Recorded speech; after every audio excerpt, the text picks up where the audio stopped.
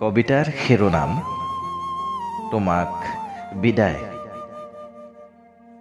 ৰচনা ৰুনুমি শৰ্মা। আবৃত্তি হেমন্ত ওজা কলিতা।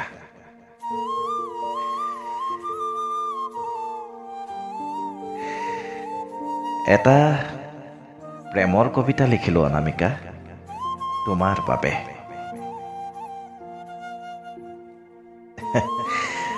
তুমি চাগে আজিও পাহৰা নাই সেই জোনালী নিশাটি।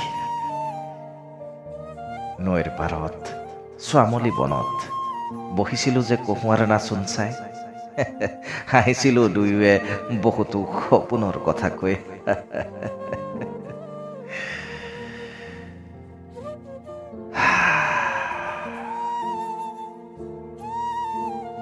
অনামিকা, মই তোমাক বহু কষ্টেৰে পাহৰিলো।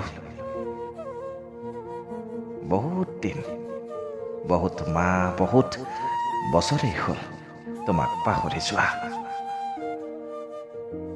এতিয়া আৰু সময় নাই তোমাক মনত পেলাবলৈ। তুমি কিয় পাহৰা নাই? তুমি কিয় পাহৰা নাই? সদায় চিলমিল টোপনি টামনি কৰা নাচি নাচি এটা শুকুলা ঘোঁৰা হয়।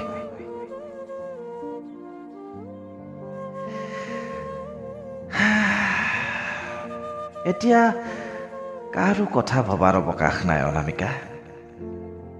ঘড়ীৰ কাটাৰ লগে লগে দৌৰো জীৱনৰ মাদকতাত। কলেজত যে কৈছিলো সময়ৰ কথা, মনত ৰাখিছা চাগে। সেয়েহে সপোনত আহা নেকি তুমি সময়ৰ শিকনি দিবলৈ? নাহিবা অনামিকা, নাহিবা।